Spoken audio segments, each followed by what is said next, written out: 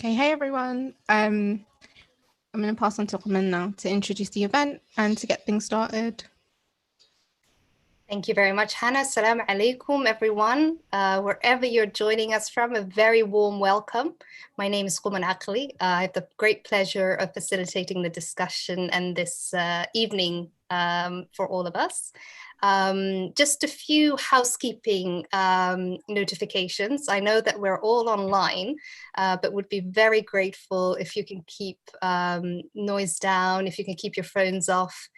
We are live broadcasting, so please be considerate of language. And a very warm welcome to you all. I believe the hashtag for social media is Somali Week 2020. And please tweet and come online and invite all of your friends. It's a great pleasure to welcome you all. It is on behalf of the trustees of Keynote and the organizers, the wonderful team that are here. Welcome to Somali Week Festival. Since 2009, Somali Week Festival has been the flagship event for Keynote, and it is the first time that it's taking place digitally. So we're incredibly curious to know where you are logging in from. Please do let us know, and welcome. Glad to have you on board. Somali Week Festival is committed to creating space and support for Somali artists, both emerging artists and those established here in the UK. And we celebrate all forms of art, as you will notice with the panel this evening, and all linguistic mediums. Our shared values of art, culture and heritage is really hoped to affect our audience in a positive, inspiring and thought-provoking way, with safe space for respectful dialogue and kindness and humanity for those we agree with and those we disagree with. Now, in these unparalleled times, we are so proud to welcome you once again to this event and engaging with the program over 2 weekends. We thank you for staying the course with us. It has been a challenging period and we appreciate your continued support. Let's start off with only last year, we had the great honor of thanking our King of Oud, Ahmed Ismail Hudaydi, in person. We had a wonderful evening celebrating him and his music, and we were so grateful to be able to do that. His music has been a gift to all of us. We are grateful to celebrate his legacy that he leaves behind, Allah ha naxariisto. And we would like to share with you this commemoration video to remember his love for music and the gift that he's left us behind.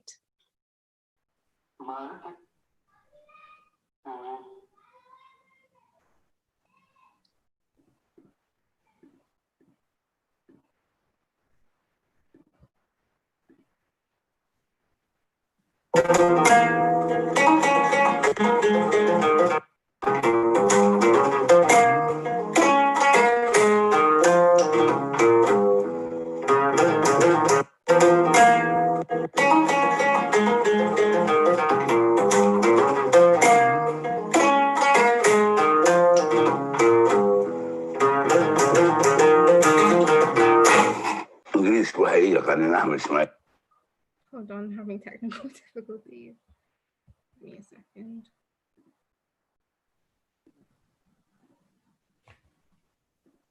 Can people see us or hear us now, Lena? Yes, we are live and broadcasting. And thank you guys. We can have trials and errors as we're getting the technology going. So please bear with us.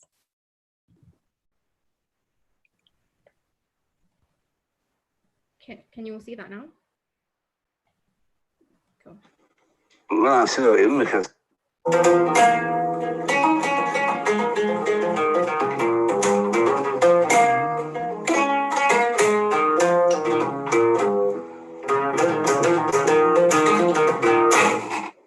waxay yaqaaneen Axmed Ismaaciil Xuseen hooyadayna waxay bixisay Maxamuud Ismaaciil Xuseen horta taariikhdeeda waxa ugu horeeya magaca naanaysta ah Xudaydi waan dhaxlay laba bixin anigu aabahayna wuu dhaxlay awowgay baa doonidaha Xudayda oo miinada Carabta iyo Yamaniyiinta ah iyo Bullaxaar u kala dhoofi jiray marka waxaa tilmaan ahayd doonidasan markay muuqato waa tii Xudayda ka iman jirtay sidii loo lahaa ودوني حديدة باكو حكسي وتي حديدي باكو حكسي أباهي روانا شيئا حديدي ونوضي أرجو واحد أباهي وكان حران حديدي ومن تليق تاسوا سلا حقي دلا شغيدا بالبرع صارت روح يكون بيرني لم يصدقني معلم كيجا عيسى كان كانوا جايين هنا فنان هاي ومعلم كيجو مر كرنيفال لسمين يجي وروحوا يجي دربانك haddii loo baahdo annaga ahayna keedsami lahaa waayo waa Maxamuud buu yidhi markaasaan isogaaday in wax jiraan ilaa iminka ma sida iminka sanqadha iska ilaalinayo mooye haddii jiraan gurid maanta waa hum faraygaas ma joogsadaan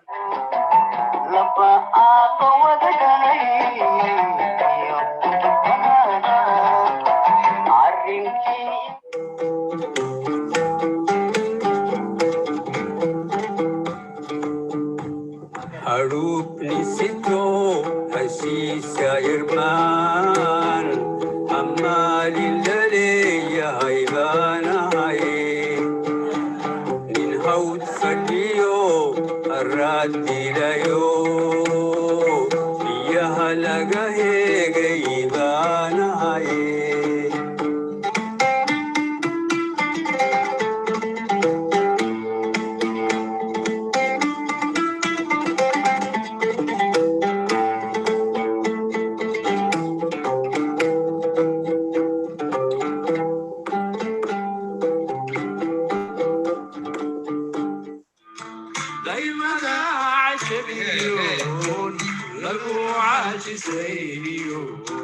وحتى مسعي دايما عجبيون لقوات سيديون وحتى مسعي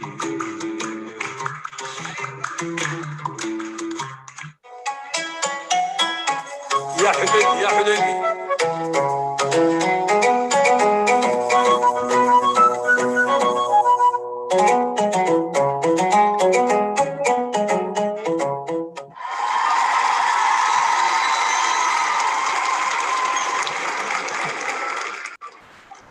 حديدي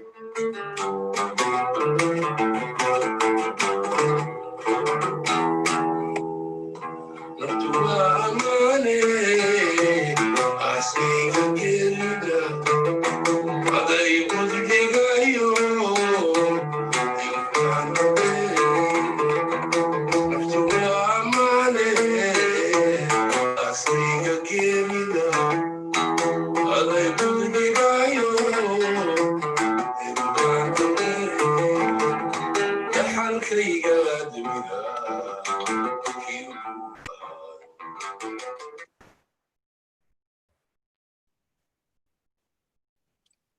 Thank you very much, Hannah. MashaAllah, what a beautiful memory. May Allah grant in the highest of Jannah and all of our beloved, and what a beautiful legacy to reflect upon.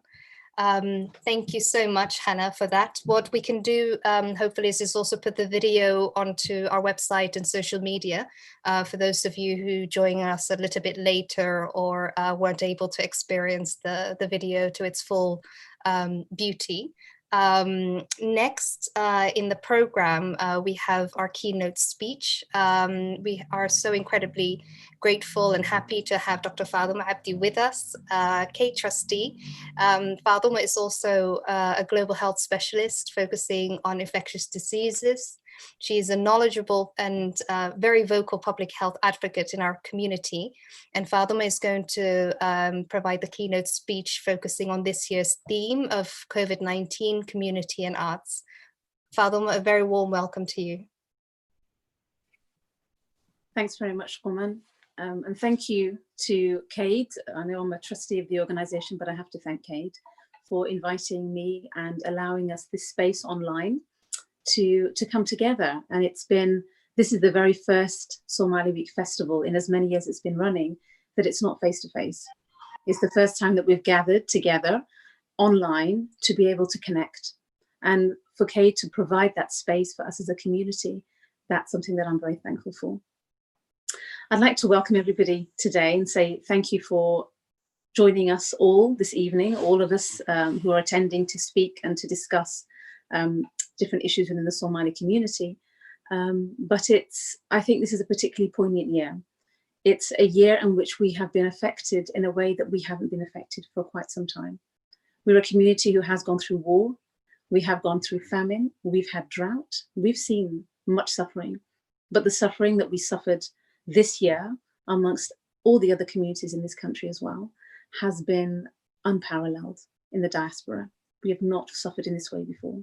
We've experienced loss. I myself have known people infected with, suffering with, or died due to COVID. Many of us have lost our family, our friends. We've all been touched in some way by COVID, if not ourselves actually being impacted by the disease itself. So it's just an opportunity. I'm not going to dwell too much on the illness itself, but more on the impact it's had on us as a community.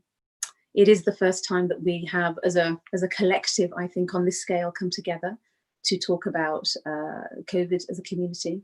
And this is a time in which we are all experiencing this global pandemic together. It is a joint experience, not just for the Somali communities, but for all the communities of the world. I think this is an opportunity as well, and this space that's been created by Kate is one to reflect and to recognize the impact that it's had on us as a community. It has been devastating globally. It continues to be devastating. And I think that's something that's the biggest surprise of COVID. We thought it would come and go, but we're now 8 months later, and we're all still now in the grip of the second wave of COVID, still worried, still in a state of anxiety, difficulty, and we're all coping as best we can given the circumstances. We know that COVID was often referred to in the initial stages, back in the first peak, as the great leveler, the great social leveler. But in fact, we know now, and we knew pretty early on in the early stages of the disease itself, the pandemic, that actually it was disproportionate in the way it affected people. Being now the month being Black History Month, it's more poignant because the Black and ethnic minority communities, not just the Somali community, but the Afro-Caribbean community, African communities, the Indo-Pakistani, Bengali communities have all been devastated by COVID alongside us as well. And those adverse outcomes, because of our ethnicity, has really exposed and shone a light on those health and social inequalities that have impacted us all the time, but were very much below the radar. And COVID just blew those doors wide open. And those adverse outcomes because of COVID. So we are more likely to get the disease, and then we're more likely to have poorer health outcomes and twice as likely than our white communities to die. And why is that? There's lots of layers as to why that might be. Our jobs are very public facing. So we have lots of doctors, we have nurses, we have carers. And this is within the Somali community I'm talking about as well. we have community workers, we have bus drivers, we have very public facing roles that bring us into contact with people on a very regular basis.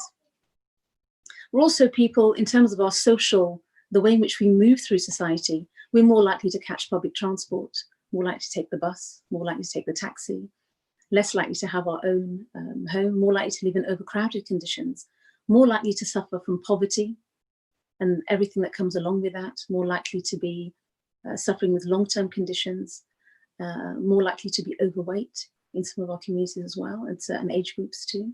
So it just puts us at risk. There's layers and layers of risk that unfortunately put us at the front line when it came to COVID. There's also the issue around structural racism. So the systems that are in place that has kept those inequalities and those differences and that unfairness and that injustice alive for decades and decades and many hundreds of years in the society. So this is an opportunity, I think, for us as a Somali community to reflect on these things, to see how we can hold structures to account, how we hold, because some of these things are bigger than us as a community, but how we hold them to account.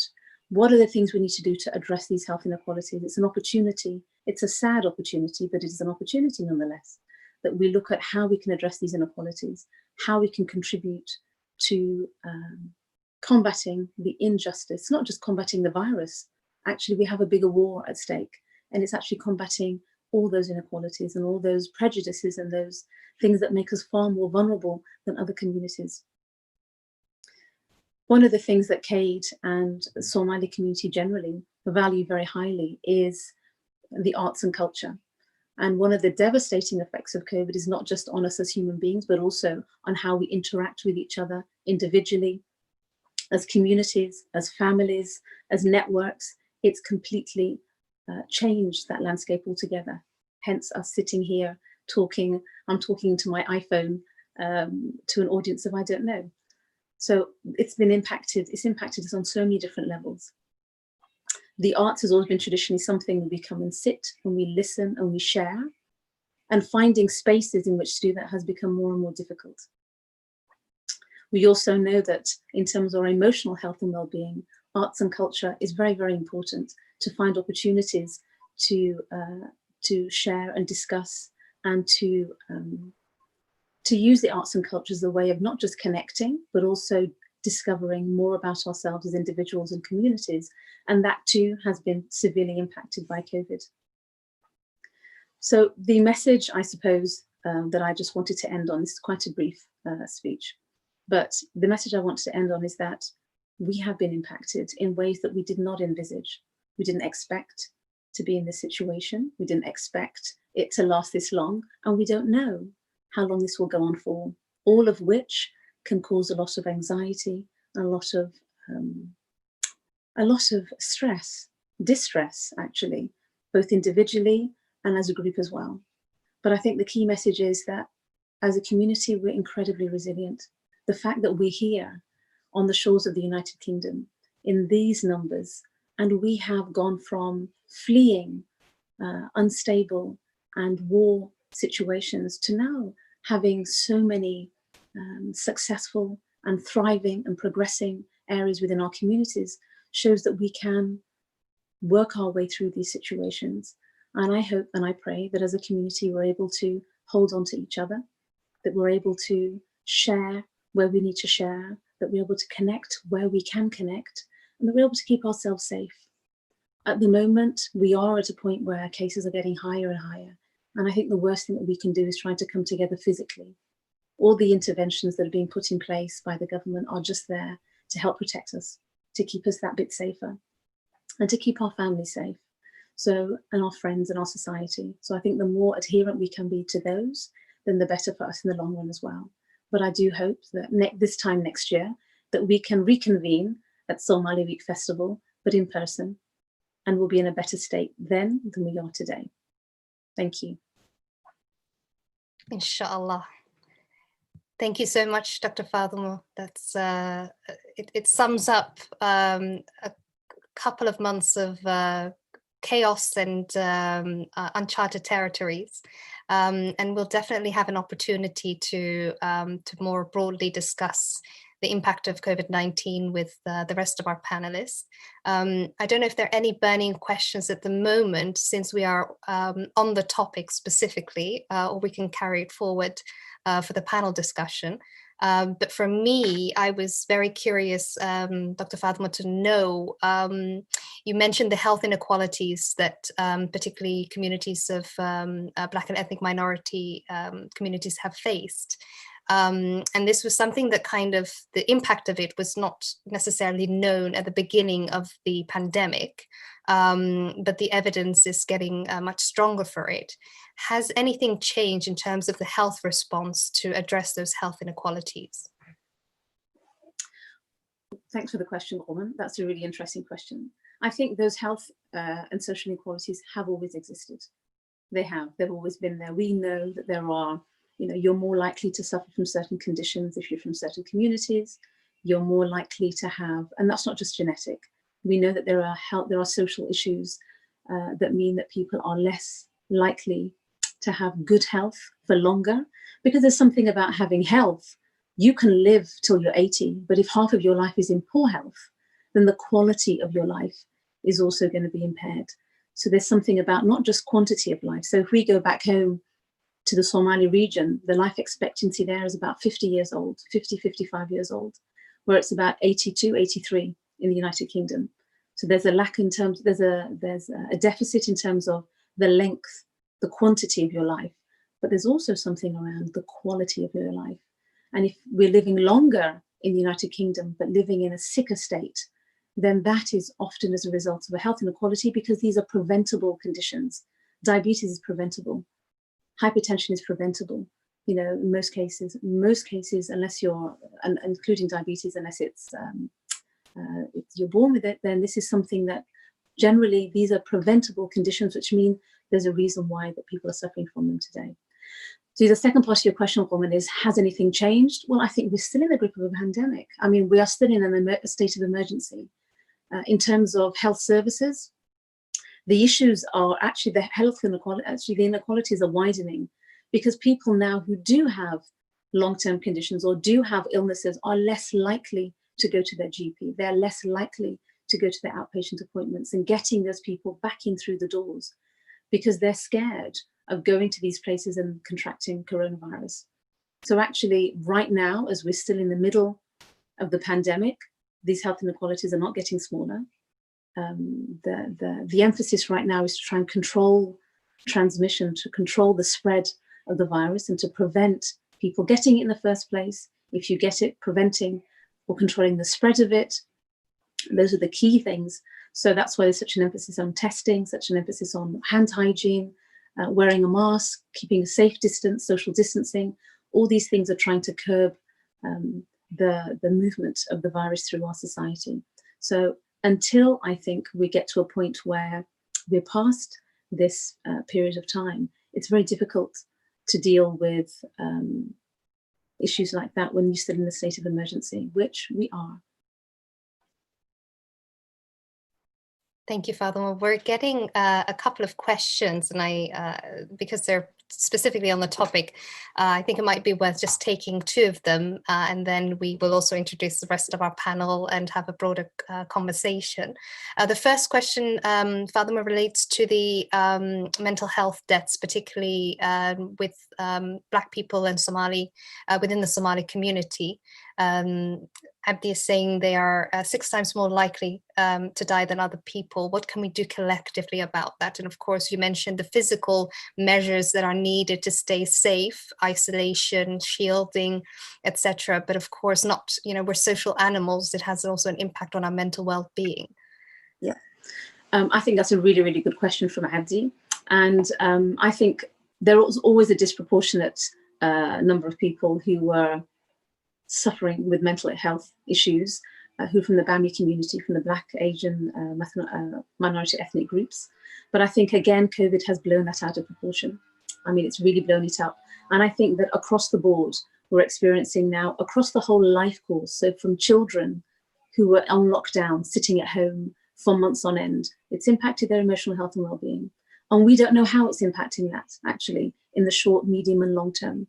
If you look at young people who, as you said, I mean, the younger you are, the more you socialize, I think, in some ways, but maybe not in the Somali community. But we're social animals, but young people being restricted, that does have an impact on our mental health and well-being. Older people being isolated, so those people who are more vulnerable, who are shielding, but being socially isolated from their friends and their family. All these things, I think, across the whole age range, from pregnant women being worried about their unborn children to our older people sitting at home, not being able to see their grandchildren. I think the emotional health of everybody, once this pandemic is over, I think it'll be felt mostly then. And it's very difficult. And I think Abdi's right. There was already an existing problem. And now to have that that layered with COVID, then I think that holds a lot in store for us to deal with. Fantastic. Thank you so much, Abdi, for that brilliant question, and Faduma for answering that. Mursal is asking, in particular in respect of the development of vaccination and treatments at the moment, and of course, trials being conducted. Trials tend to be conducted on a population that is not from the Black and ethnic minority community. I've lost the question now, but I think he was predominantly referring to a wariness or a lack of resistance to participate in treatments and resistance to vaccinations, and what that may mean in respect of the potential vaccination that could be found and our ability to benefit from it. That's a very, very good question. I think the whole issue of vaccination is one that it's a journey. It's part of our COVID journey, if you like. I think in the absence of a vaccine, irrespective of your ethnicity, I think in the absence of a vaccine, this is a very difficult virus to control. The fact that you can be, most of the people are asymptomatic, so they're not having any symptoms at all, and could be happily, well, not happily, but spreading the virus around as they go, means that it's very difficult to manage. So I think if there is a vaccine that is developed within a short period of time, that in itself will be a miracle. Because most vaccines, as we know, the vaccine journey, when you're developing a vaccine, is a long one that can be up to a decade long. And there's now a global, sort of coming together in terms of the COVID vaccine development. And I think I'm not part of that experience. I'm not part of how these vaccines are being developed. But I think given that it's a global pandemic and most of the globe is not from the European or communities, I think it would be remiss if there is not an acknowledgement that this is a vaccine that would be used across the world. It's not just for certain people. And in fact, there are more high-risk people in our communities, in the Black and ethnic minority communities, than there are in others, disproportionately. Mashallah. Thank you so much, Dr. Faduma. We'll continue talking about this on the panel. And we're, of course, also incredibly lucky to have public health specialists able, like yourself, able to bridge the community and the medical and health profession during this very difficult time. I imagine there will be a lot of outreach required and a lot of understanding and information sharing to overcome any barriers that may exist. So we celebrate you and we thank you. And mashallah, I mean, we've got an amazing panel here. I'm so pleased to introduce you to all of them. And again, thank you for everyone for being on board. First on the panel, we've got Zainab Salah. Zainab is a London-based artist and a graduate of the Slade School of Fine Art, University College London. She's a multidisciplinary artist, focusing on different art forms, including painting, drawing, video, and sculpture. So a very warm welcome to Zainab. Also here with us this evening is Amina Chama. She is a writer, a poet, and a facilitator, alumni of the Barbican Young Poets, and co-host of and producer of Boxed In, which I think is a poetry session. She's a recipient of the 2020 Eric Gregory Awards and has published her beautiful poetry that we're going to be exploring with her this evening. So a very warm welcome to you and Amina. Also with us is Awa Farah, journalist and PhD candidate at Cambridge. She's the director of a documentary video a film that you recently saw in The Guardian called Somali Nimo. And it's described as a love letter to Somali culture, Blackness and Islam. And we look forward to discussing that and other themes with her. And last but not least, the insatiable Faisal. Faisal, welcome to you. He's got the gift of freestyle musical expression. Faisal is very difficult to describe, but we're going to be hearing and enjoying his performance as well. So a very warm welcome to you, Faisal. Everybody, you're all with me. I'm just making sure that yes, we're all here. So what I'm going to do is maybe start off with just a couple of questions to kick us off, a bit of a warm up. And as you know, we already have people online and we're going to be fielding questions. We have YouTube questions as well. So we're going to make it as interactive as possible and have a conversation with you all. Maybe if I can start with Zainab Salah. I was curious to know how you would describe your work, and in particular whether the biography part of your work comes across in terms of your identity, the place and memory that that you reflect upon. I saw on your website that you use your family's video recordings, a very personal kind of source. So where does your work come from? What inspires you? Hi, thanks for having me on here. A lot of my inspiration for my work does come from family footage, in particular VHS footage, and one of my videos that I had for my degree show is called 4-Star Wedding, and it is a remix of a VHS tape that I found at home of my auntie, my uncle, and 2 of their friends getting married. So it was 4 people getting married on the same day, and it's when they first kind of came to London, and it took place in this kind of sports hall. But it was incredibly beautiful and tender footage because my other uncle was filming this video, and I think with me engaging with that archive allows me to remind myself of community, and with a lot of that archive I'll then draw from. I'll kind of pause videos, draw and create paintings as well as video. So yeah, my family definitely does impact the work, and my background yeah, feeds into it too. So Zainab, you've exhibited your work. You had the opportunity to exhibit some of your work even this year. I've only seen it on screen, and it made me really long for the opportunity to see it in person. You know, you really don't know what you miss until you miss it, not being able to really attend exhibitions. And it feels like that your work has a texture, and you know that there's an opportunity to engage with it on different levels, which on screen it doesn't give you the full opportunity to do so. How has COVID-19 and the restrictions, has it impacted on your creative process and the ability to be able to share your work? So I have a studio, and during lockdown I wasn't able to be there and create physical work, which was tricky, but I also live with family, which you might be able to hear in the background. So I didn't want to take public transport during that time. So it was tricky to stop making, but I do have a show on at the moment at Mammoth, and I've got some paintings exhibited in that show. But also I took the kind of pause to reflect on my practice and also do new things. Like I organised a Zoom call after Dalinyaro came out by Lula Ali Ismail, and Amina was on that Zoom call as well as a bunch of other Somali girls who we were all in lockdown, and we all just completely fell in love with this film, which had this beautiful portrayal of Somali girlhood and friendship. And although we were all kind of distanced because of it, because of COVID, we did find like new ways to reconnect, which I really appreciated during that time.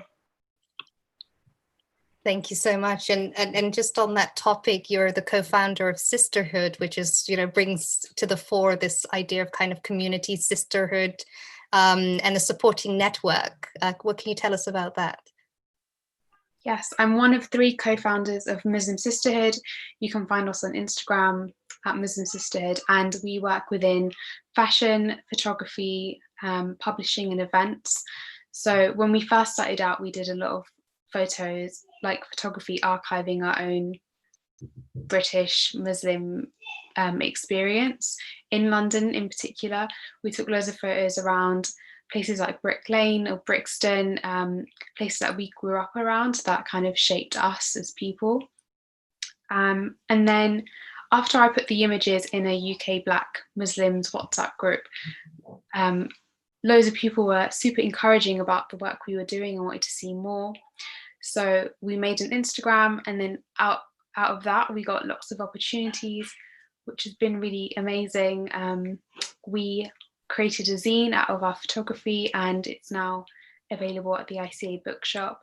But we also got to have loads of workshops just before COVID. So we did the horn making workshop, which is like an oud making workshop basically, and we made our own scents, and we did belly dancing and tile glazing. So as well as like my painting practice, I do have this like socially engaged practice, which is so integral for, I think, as Muslims, just to remind ourselves of community and like that we're not just one entity, but we come from a whole community, and you have to do what you can to like to give I don't know, to utilize your privileges for like the rest of your people. Fantastic. Well, look forward. Maybe we can put up a link to where the zine is published, and we can all enjoy that. That'd be really great. And speaking of published work, we've got Amina here. Your most recent pamphlet, if I'm not mistaken, titled "A Warning to the House That Holds Me," is a beautiful. Your beautiful poetry is published there. I wanted to ask you what kind of the genesis is of your work. How did it start, and what do you explore with your poetry and your writing? Yeah, hi everyone. Assalamu alaikum. Thank you for having me. Yeah, I started writing poetry when I was really young, I think, maybe when I could write, I guess. So I don't know, how early can you write? 6, I guess. Maybe people write at that age. But yeah, I think for a very long while I thought I was writing songs, because as a kid I just thought that was more cool. Like I got taken the mick out of a lot in school for writing poetry. But alhamdulillah, when I left college, I just found some community groups that just did writing workshops together, found friendships in that, like long-term, actual chosen family friendships that I really hold on to. And that really encouraged me to continue writing and to eventually then start facilitating my own workshops. I joined a poetry night called Boxed In that's been running for about 8 years. It's 8 years this month actually. So that's been really incredible for meeting new poets and gaining inspiration in that way. I never thought I was going to publish anything, because I think like a lot of people, I'm quite scared of responses, I guess, or how something is going to be received once it leaves my brain or my notebook, or do you know, once you put something out into the world, you just don't know what you're going to get back. And normally, alhamdulillah, it's really, really positive responses, but there's something about publishing something that's physical, that's kind of eternal, that it's always going to be there. And I knew that I was going to change as a writer and grow as a writer. And one day I would look back on them and not really like those poems, I guess. But I went ahead and did it anyway. This year actually in May, alhamdulillah, I was a recipient of the Eric Gregory Awards, which was really cool, really inspiring, especially because, so for those of you who don't know, the Eric Gregory Awards is kind of like a prestigious awards for poetry books in the UK, and it's been running since 1960, and they publish, award published books, about 5 awards a year, I think. And since the 1960s, so 5 each year, there's only ever been 2 Black writers to receive it across that time, One of them was Jackie K in 1991, and the second was in 2013. And then that was Victoria Aduke-Bully, a Ghanaian British writer. And then I was the third in 2020 and the only Muslim writer as well. So that was like really integral to me to not stray away from Islam in my writing, or my family in my writing, or language in my writing as well. And obviously I don't look for validation from institutions or from anything like that, but it felt like a good step forward that, do you know what I mean? At the front of my book, there's a shahada, and that's like received an award. So, yeah. MashaAllah, a huge congratulations, a huge accomplishment, and a kind of a shared achievement that we share with you in the community. I think also we're kind of the only community where you can say I'm a poet and it doesn't raise any eyebrows. It's like, good on you. And it must be so strange when you engage with other communities to kind of, say that that's your vocation, that's your profession, that's your artistry. A little bit about your exhibition or installation, Somali Nimo Telai Dimo. Absolutely, a very wonderful phrasing. What can you tell us about that? It seemed very multi-layered, but also so incredibly relatable. I mean, similar to Zainab again, the videotapes from weddings that, you go to a wedding, or I at least remember, it might not be applicable to you, but you go to a wedding and the first thing, after a couple of weeks that everyone's looking for is the videotape. When are we going to receive it? And it starts circulating. So incredibly relatable stories. How did that come about? I think I wanted to take a bit of a break from poetry last year, because God, like all everything in my life was in this one poetry community, my work, my social life. So there was an exhibition called Diriyaya, which was by a Somali Canadian photographer called Yasin Osman, that I really wanted to see. And I basically put in a funding application to Arts Council to develop my own exhibition and installation, and to also bring keys over from Canada. And that was successful. And so by the time that I got the funding, I think I had already kind of like set myself the goal of already doing it. So I already put a date in for the launch event before I even got the funding. So I was like, okay, once I got the funding, I was like, cool, I've got 4 weeks to do this. So the premise behind it was to have an installation of a traditional Somali living room.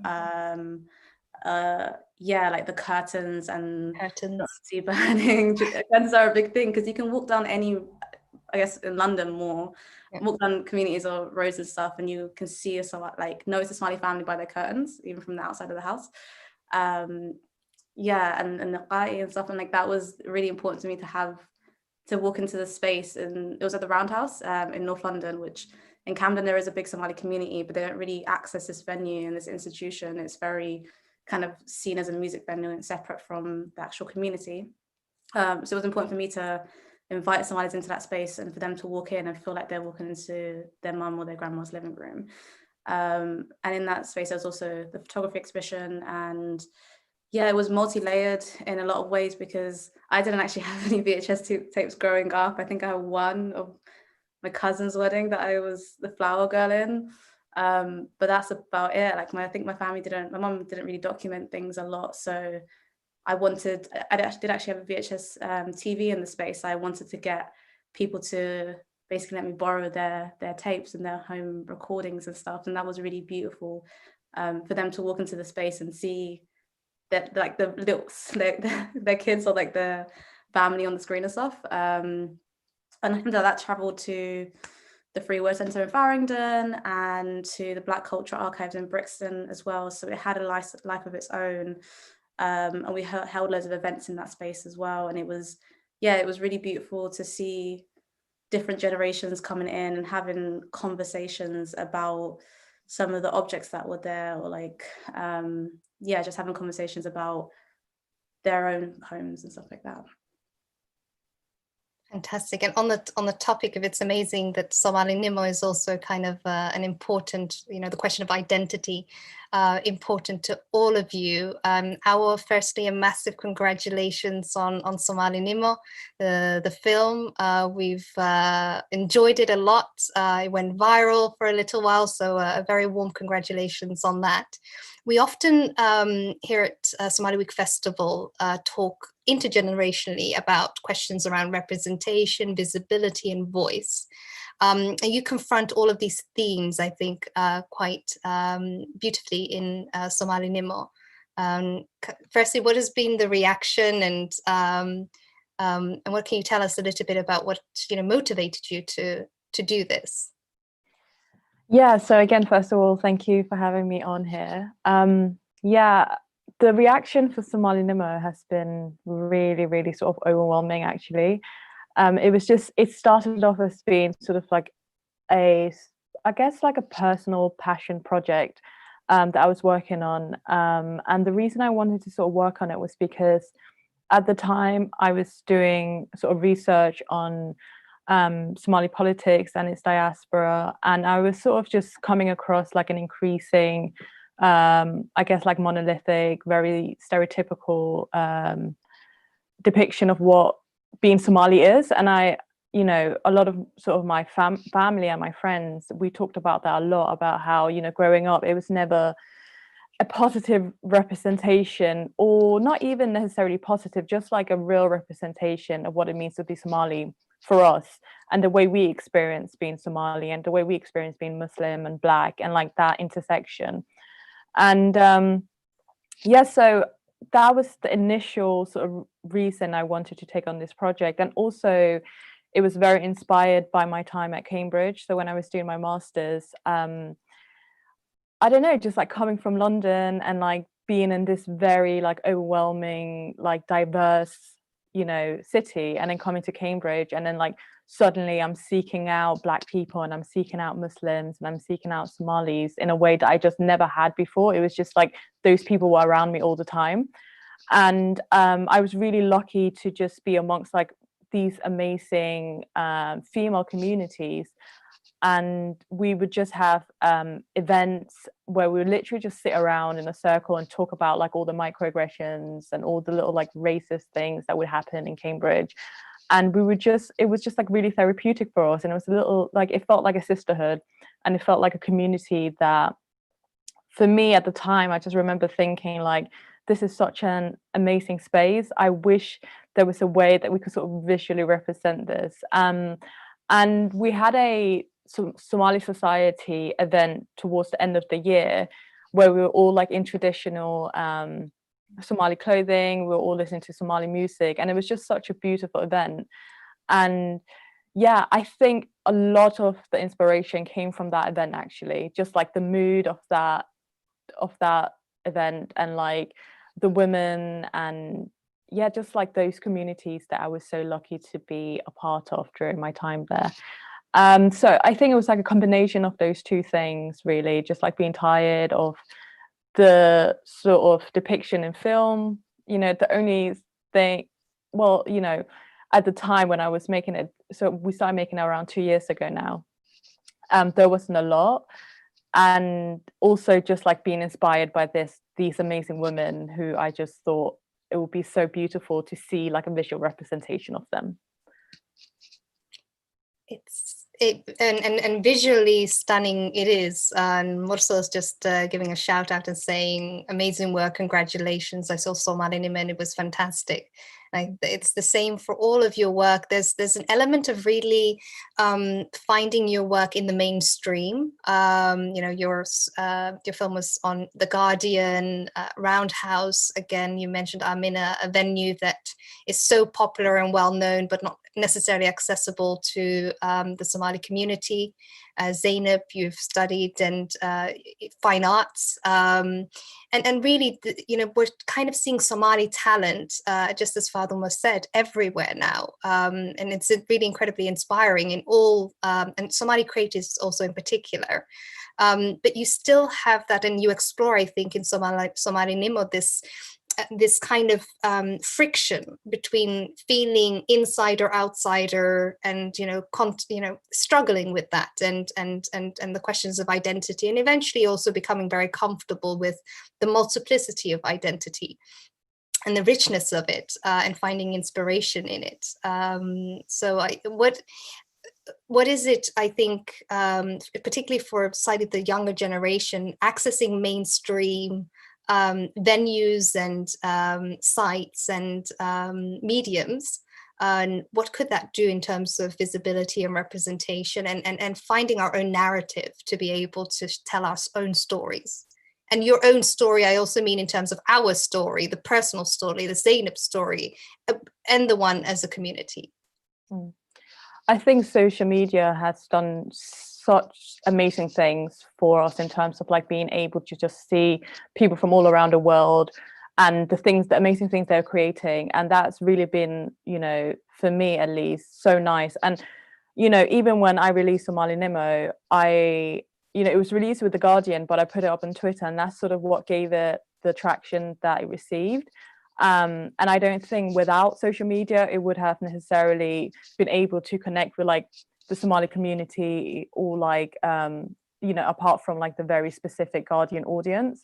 So at least for me personally, when I'm creating, I'm really, really grateful for these platforms. And I always say, like, utilize these platforms to the best of your ability, especially if you're a creative, because it is sort of like your best friend.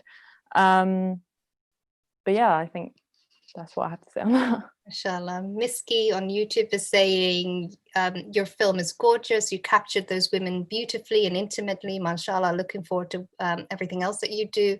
And the question kind of Zainab mentioned also when Dalinyaro came out, this kind of huge just outpouring of love from within the community and wanting to uplift each other and, to celebrate each other's successes has been really heartwarming. Faisal, you are someone most certainly who social media has been an also important medium for you to share your very honest, personal, performances. What strikes you? What informs your work? And what journey have you been on today? Well, at least where you are today now, and when you started. What mostly informs my work is authenticity and the process of like actualizing that. So it's basically healing, being honest about the difficulties and the tension that comes with the human experience, but trying to grow from that. And COVID's been a really interesting time because normally I am a workshop facilitator and an educator as well as an artist. And I'd normally be traveling, but with COVID, it's caused a lot of actually needing to be still and needing to be present. And as a result of it, I thought that there'd be a lot of difficulties that came with that process. So I started creating and sharing art that was essentially just freestyled, was just improvised, but just detailing the emotional experience and the turbulence at times, and other times the bliss, other times the need for motivation, other times the lack of motivation, but communicating all of those spaces authentically on social media during the time of being in COVID. And as a result of it, I would sometimes do Instagram live sessions and create conversations, or at other points, it would be just a video I'd put up with a conversation about healing.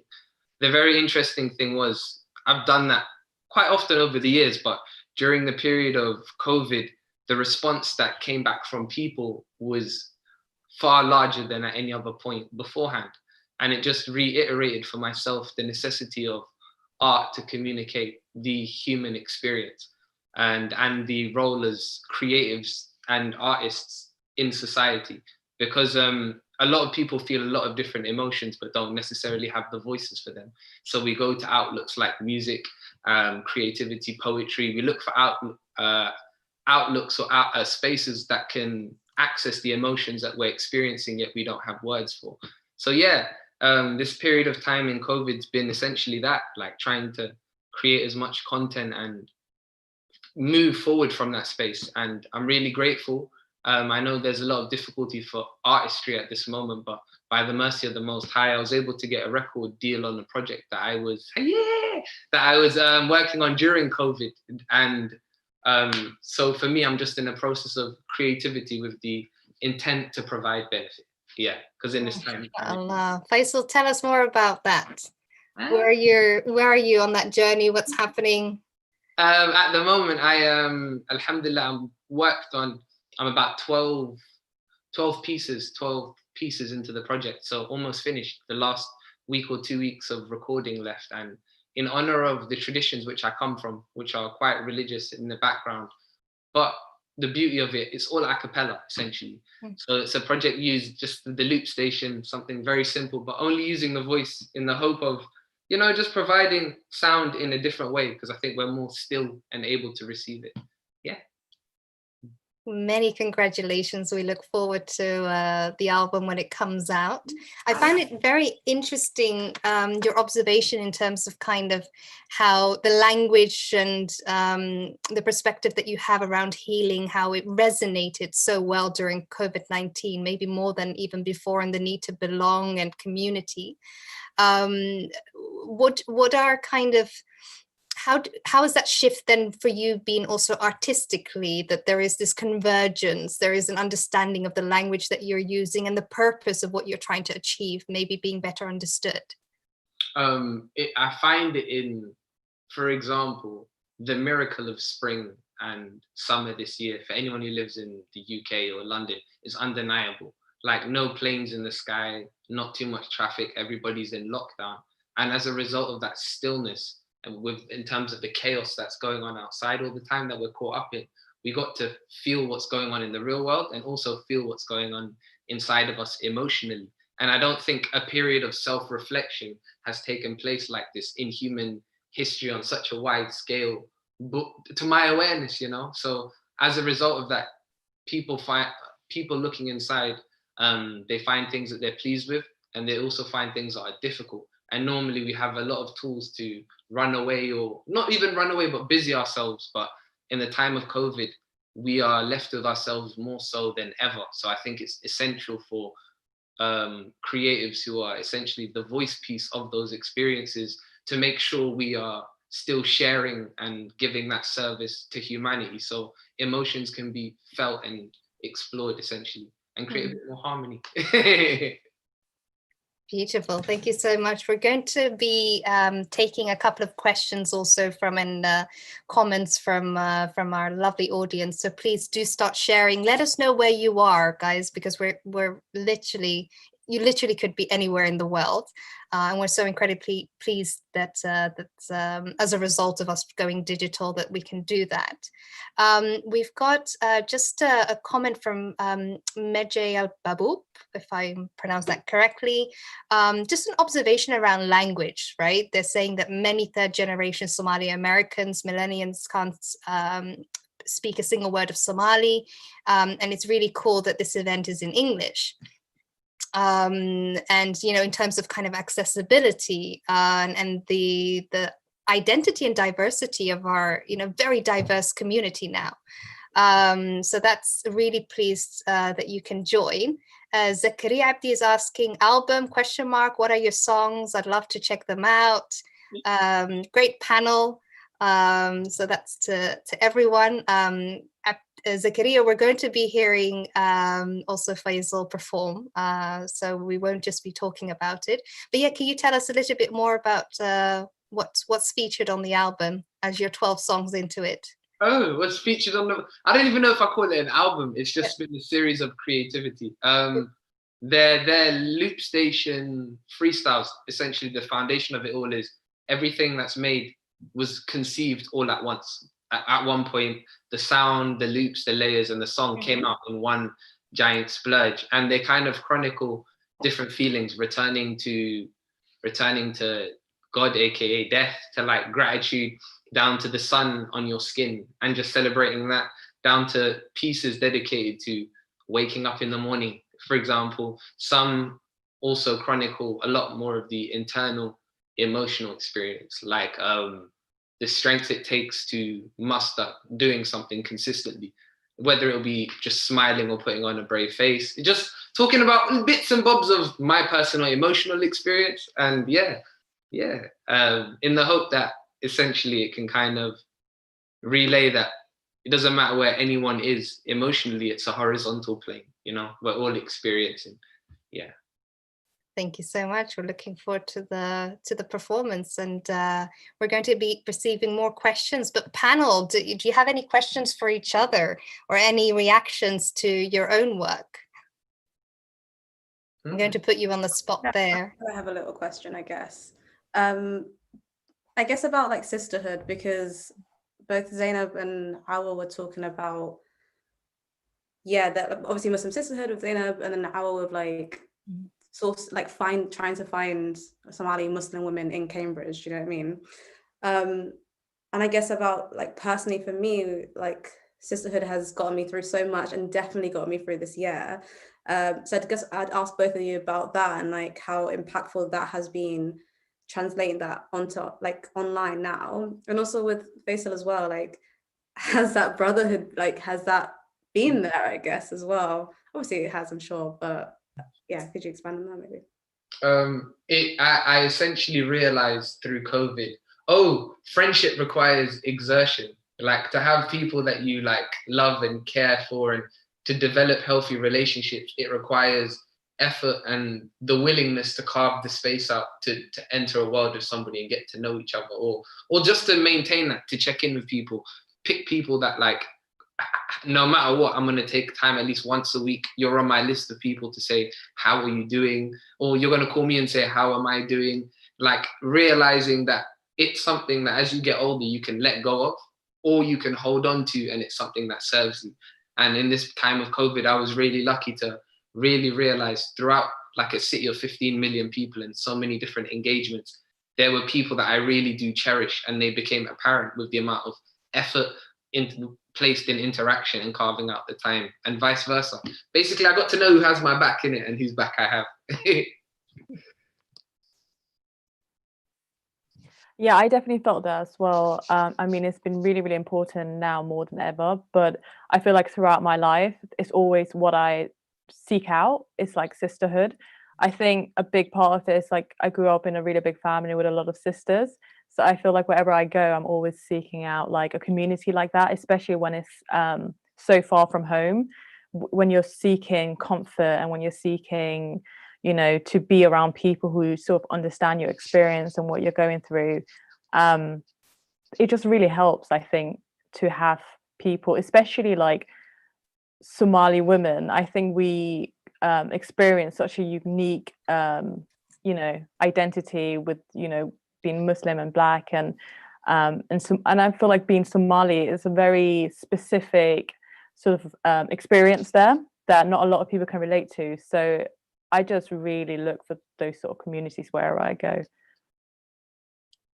think similar for me when I was at university, and being at art school, which is a predominantly kind of white middle class space, I also rushed off to find my own sisterhood, find like Muslims and Black people for once, whereas like you kind of take it as a norm whilst I was at sixth form and things like that.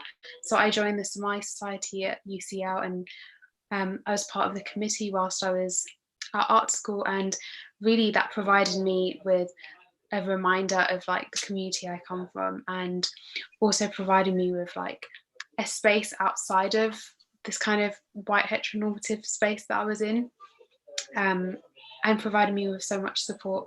I also curated an exhibition called At Belayo when I was in my second year at uni, and that brought together a lot of Somali female artists, which I didn't intend to do.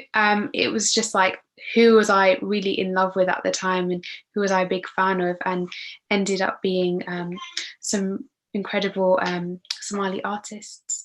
And we had poet Mumtaz Mehri do a reading on that day, and it was such a beautiful moment of community in a physical space. And I think that's what we kind of strive to keep doing within Muslim Sisterhood, and always make those spaces with our community in mind. So we always make sure there's a prayer space, but also at the Art Belayo exhibition, we had like shani instead of red wine, which is usually there at exhibitions. And the thing is, when you go to an exhibition and all you see is like alcohol, it just reminds you that those spaces weren't made in consideration of you. So food and drinks it's actually quite political, and it really can make you feel like you're at home and you feel at peace in a space. So what I find really interesting in all of your works is when you come to kind of address the question of Somali Nimo, it's really rich. You know, there's the Muslim dimension, there's a clear Black dimension, which maybe on previous conceptions of Somali Nimo, the diversity of these experiences may not have always been reflected. Here we are talking about Somali Nimo in the English language and not in Somali, and we're saying that that is okay. That that there are multi-layered aspects to Somali being Somali. What is it about the concept of Somali Nimo that why it draws so much kind of why you draw on it? What interests you in it? This is for the panel. And do you find sometimes that you get a bit of resistance to it because maybe there are prescriptive forms around the definition of it that that does not relate to how you view it? Can I mention something? Yeah, please. Yeah, just that's a really good question. I have to say that I really like what the other panelists said as well about their previous comments around having a period of reflection. And I think that Somali Nimo is different things to different people from my experience. I mean, my generation, we grew up without any Somalis. So my dad came quite a long time ago in the 50s. So he's of the seaman generation. We were brought up sort of in the 80s and 90s, and there were very, very few Somalis around. So most of our childhood was spent without having that connection to either land or people. So I think language you can acquire. I can speak Somali fluently, but actually having a connection and having a sense of identity is something that I've acquired virtually through my parents, essentially, and visits back. But now I'm finding with my own children that that's more of a challenge because both their parents are born and brought up here. The distance between the journey to the UK is getting further and further apart, and then that distance. I find that there's the Somali Nimo for them will be very different for what it is for me and what it was for my parents, and perhaps what it is for other generations as well. So I think I don't think it's language specific. I don't think it is language specific. I think, by the mere fact that you're from a certain place, I think you have rights to that place and a right to feel ownership of that place. And I don't think we have to be homogenous. Why do we have to think or feel the same? Why do we have to experience life in the same way? We don't. And I think giving ourselves space to do that is what's really refreshing now, when there are lots of people who are expressing themselves through different arts and different avenues. It allows exploration of that, which is really, really nice to see. Thanks. Yeah, I definitely agree with you. I think for me, at least, it was about sort of broadening that definition and just including more different, varied ways in which Somali Nimo is represented. I mean, in the case of like, the film that we did, it was a very specific, a bunch of girls at Cambridge University, but it's just showcasing that, wherever we do go, we do bring our Somali heritage with us as well. And I think there's so much power in that, showcasing that we are such a very diaspora, and yet we still are able to experience this very, just this form of our Somali heritage that we all recognize and we all know, no matter where we are in the world. So I think it is about sort of broadening that definition, so that it can mean anything to anyone depending on what's being Somali means to you. But also just, I think there's such beauty in the fact that we recognize our Somali Nimo, amongst ourselves. Yeah, I definitely agree with both of you on that. And interestingly, my dad was actually born in the 50s as well, and he was a seaman, so he came over here my dad came over here in the 50s. He was born in the 30s, and so I had and I was born in the late 90s, so there's this huge generational gap between me and my parents. So everything that I learned about Somali culture was from my older siblings who were 25 years older than me. And even with that, it was like a gap between me and my siblings. So when I was growing up in school, it was, I grew up in Tower Hamlets, but I didn't really hang out with a lot of Somalis. I didn't really immerse myself in a lot of Somali households apart from my own. And like wanting to do the exhibition last year, and wanting to do it in a white institution, it wasn't like a tokenized thing of like, I want non-Somalis to be able to experience the culture and have a fun night. That's not what I was looking for.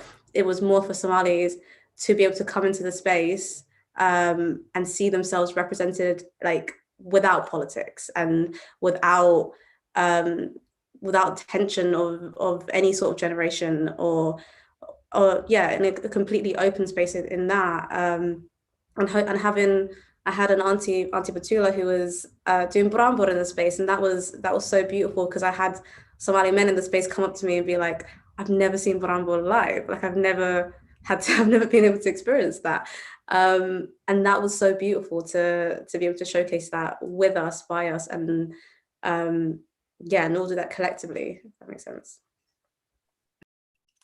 Thank you so much, Amina. Just a small public broadcast or announcement.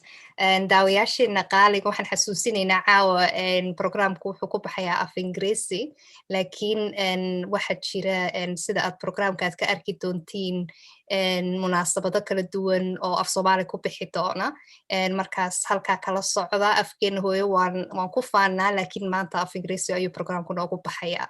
Marka waxaan rajaynaynaa inaad dhammaan nala socotiin. Haddii aad su'aalo aad qabtiin oo aad af Soomaali doonaysiin inaad kusoo qaybisiin, af Soomaali kusoo qora, annagan inii turjubayn hadda la idhaahdo. Marka soo dhawaada dhammaantiinba. We've got a question here. How has your art changed over the past couple of months? Are there new themes or concepts that have emerged? How has your work impacted, and how's it been affected by the interesting times that we find ourselves in?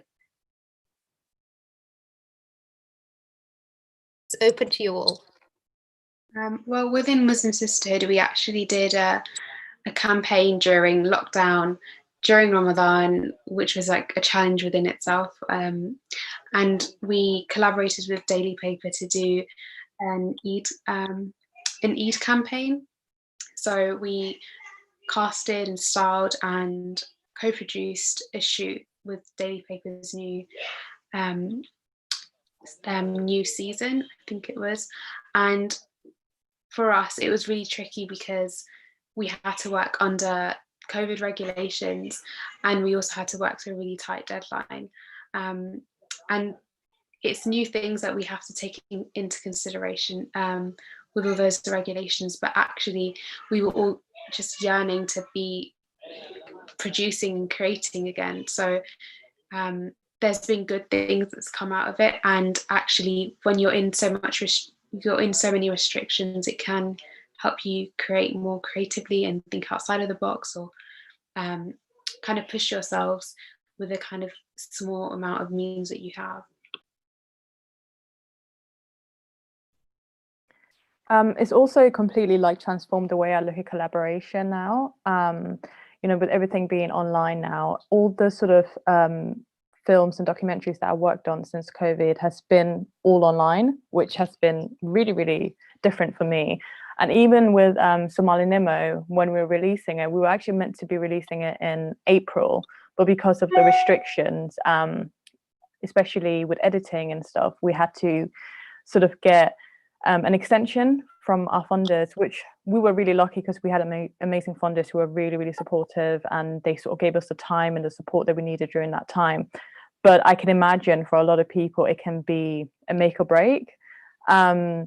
And we were also very lucky that we had finished all our filming by that point, or else I think it would have really extended that deadline even further. So yeah, it's just interesting to see the way like films are now working in terms of collaboration and how creative people are getting during these times. Also, on my side of things, people just started creating more again. In the time of COVID, I've been able to, like I say, work on an album project, but I also was able to do a short film and actually film a short film up in Cornwall during the summer. And the really interesting thing was the director for the shoot ended up getting this team of 8 to 10 different filmmakers and visual artists that are quite skilled in their fields. And usually it would cost so much to have them on board on the project. But as a result of COVID and a lack of jobs coming in, creative people actually just want to be creative first and foremost. And sometimes economics and the need to be sustained through what you do sometimes creates a barrier to that. And in this time, people have found alternative methods of income or different things, but that need to create hasn't dissipated. And as a result of it, I think a lot of things have been stripped to their bare bones. And that desire to create is now just amazingly apparent. And I think really unique pieces of work are now coming out. In the music industry, the tour circuit's literally gone and has nosedived for at least 2 years. So people who made music just to do tours now have to either rethink exactly everything that they're doing, which is amazing because artists are now like focusing on the quality of their content and why they're saying the things that they're saying, why they make the images that they make and what their intent is behind it, because they have a whole year touring circuit, which they're now no longer doing. Yeah.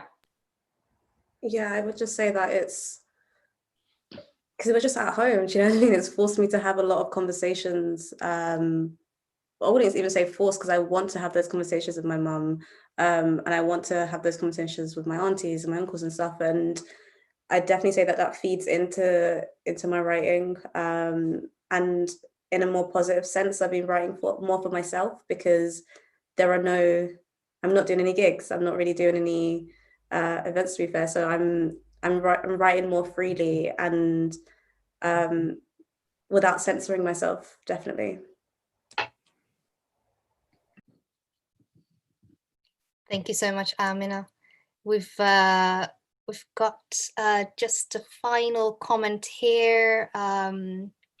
Zainab is saying we are defining and redefining Somali Nima for ourselves, and that's a great thing, Fatima, and also in respect of your reflection there, and the fluidity and the dynamism of the concept and what it means for us, both at a personal level and on an artistic level.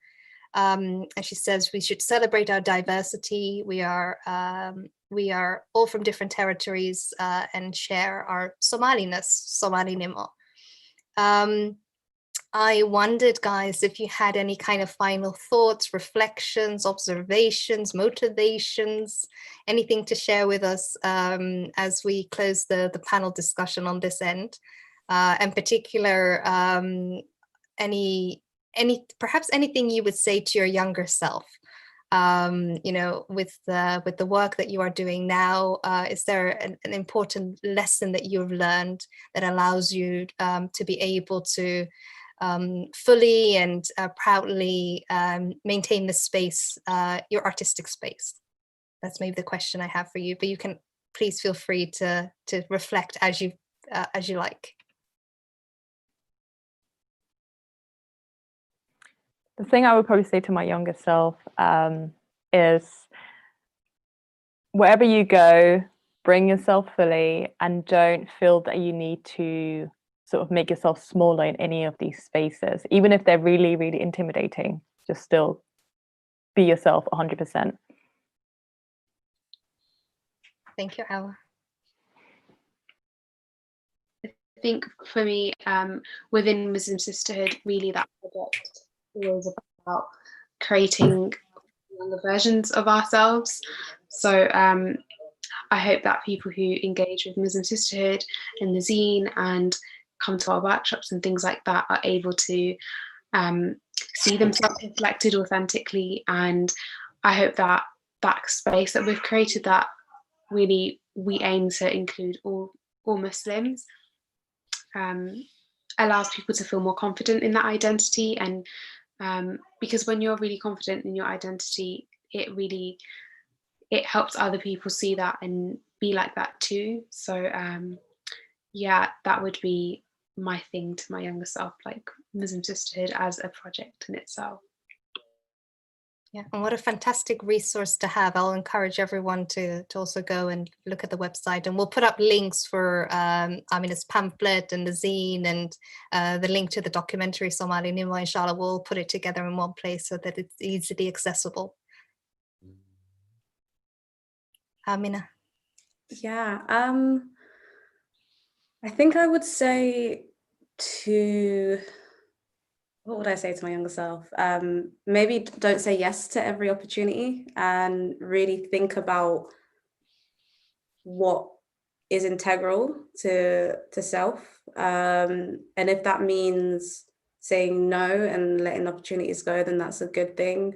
And also I would definitely say, try your best not to compare yourself to anyone else, because someone that's on that's 10 years your senior, or even though age is not a defining factor of like creative progression or like how far you are in your career, because you could be 50 and emerging. Do you know what I mean? I mean that as in, don't compare yourself to someone who has been on a journey longer than you in what they're passionate about. Yeah, because comparison is just like it's such a downfall, because it really does like hinder your self-esteem in so many ways. Thank you, Amina. Fatima? Yeah, if I was going to advise my younger self, it would be to enjoy the journey.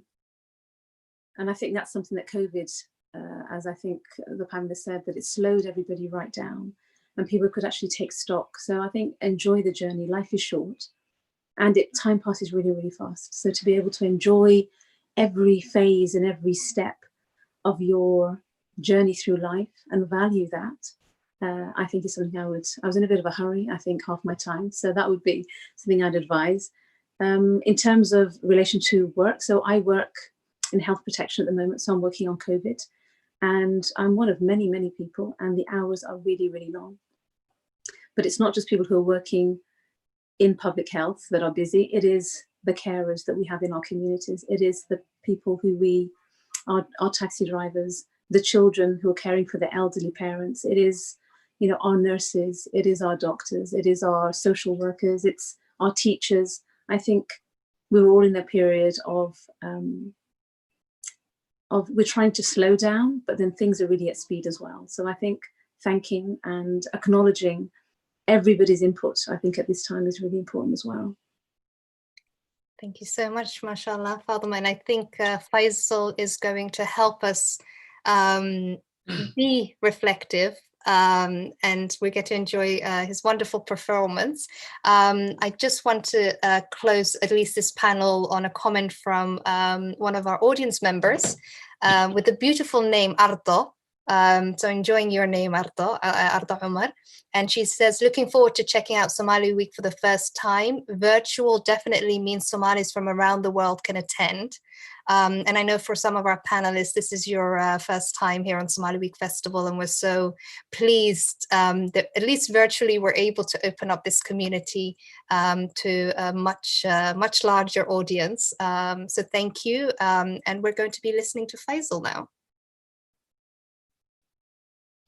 Hello. Okay, that's me. All yours. All right. I have a little instrument here called a loop station.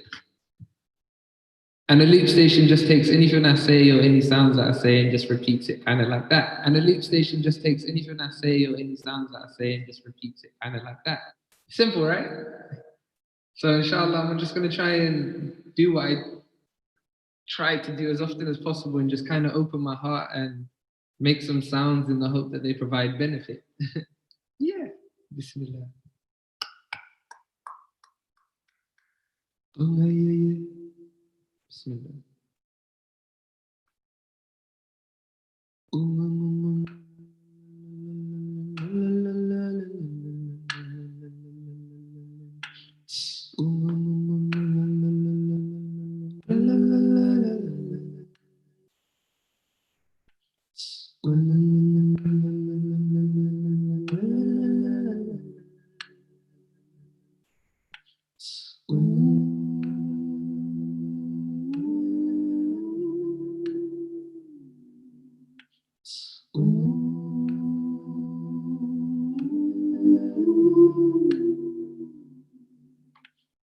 May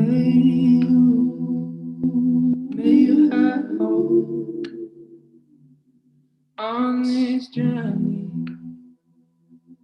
with your soul. Living in a world could be so beautiful. Living in this world could be so, could be.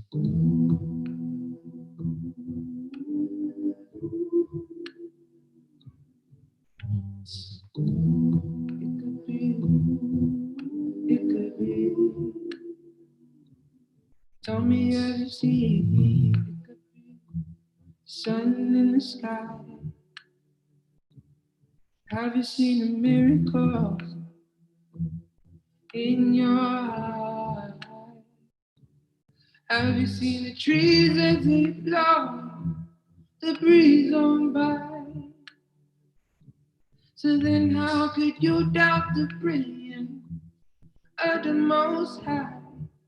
Give thanks to this life.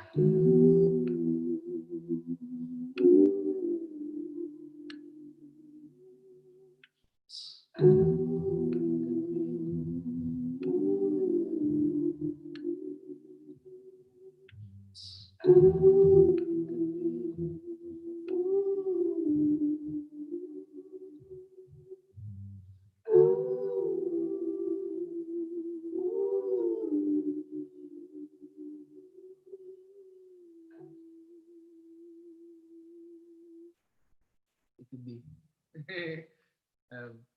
I hope you can hear that. Alhamdulillah. So yeah, this is my little Loop Station toy of joy. I've spent many hours through the time in the COVID and just generally by myself with this machine. It's brought me a lot of joy. It's allowed me to be able to express emotions in really weird ways, just using my own tone. I know the time is extremely short, but is it okay if I can share another one of my little sound toys with you, yeah? Honestly, I have no idea what I'm doing. None of this has been premeditated, but authenticity is where I hope it comes from. And inshallah, if it comes from a sincere place, I pray it lands in a sincere heart. So yeah, let me see what comes out this time. Mercy, your mercy, feeling your mercy all of the time.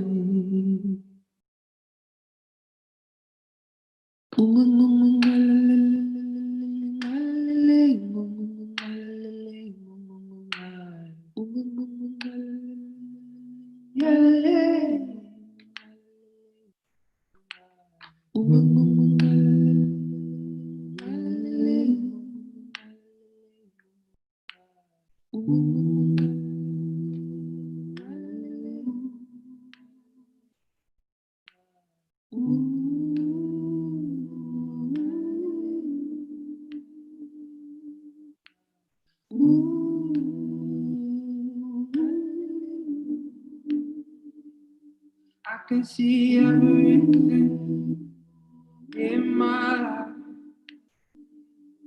I am just a human, just trying to do right. Give thanks to my teacher, the way they taught to guide.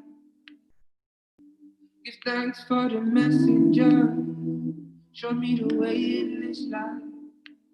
Taught me to be grateful, grateful, grateful, grateful, grateful, grateful, grateful, grateful, grateful, grateful, grateful, grateful, grateful, grateful, grateful, grateful.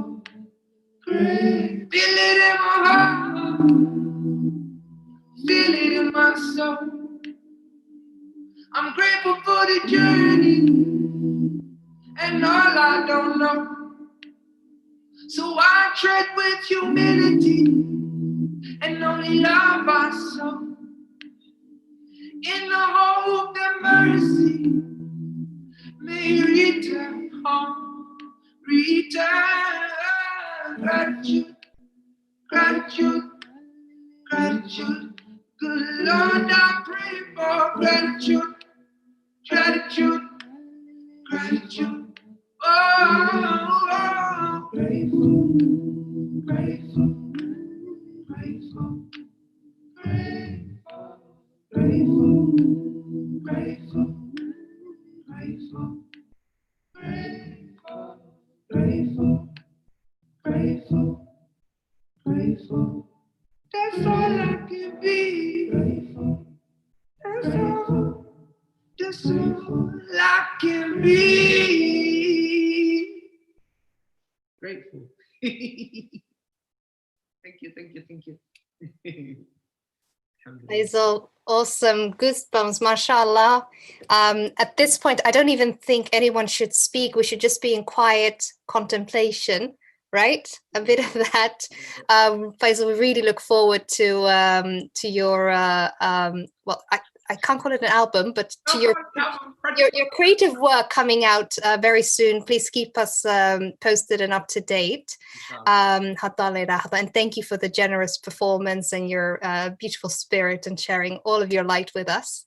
That only leaves me now to, as Faisal said, give thanks. And alhamdulillah, we are so grateful to our panelists. Thank you. I hope that your light never, it continues shining bright. We're so incredibly proud of each and individual one of you.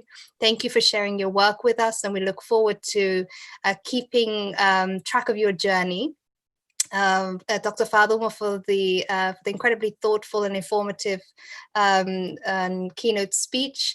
Thank you for keeping our community safe, and inshallah, may Allah protect us from all the harm that could come our way. I cannot tell you how generous our audience is. The comments are uplifting, they are kind, they are empowering. So let me just read out some to you. MashaAllah, so beautiful. I'm proud of all these young Somali artists, writers, filmmakers. You really are brave for telling your story, your own story, beautiful representation. So thank you so much, guys. We hope that you will stay with us for the last part, which is Yar Somali, a beautiful video that's going to come up. But I'd just like to remind our audience also, we're going to have a wonderful program tomorrow, Saturday and Sunday. You can expect during the day the children's entertainment session that we have, and it's going to be online this year. So please make sure that you sign all of those Somali youngsters on. There's going to be some beautiful storytelling, lovely games that we're going to be playing, and what an amazing resource for very young Somali children to have, to, you know, books and stories in their own language, and that look, you know, characters that look like them and represent them. So I really do hope that you will encourage everyone to come on board. And then in the evening, the program is on the website, but we're going to be launching Bahdon Comics, a wonderful Somali comic with amazing, strong Somali protagonists called Bahdon and Layla. So you really have to tune in again, inshallah. But for this evening, thank you. Thank you again. Stay safe, hold your loved ones close, and you can turn your camera off, keep it on, but let's have a party. Everyone ready? Hannah? There we go.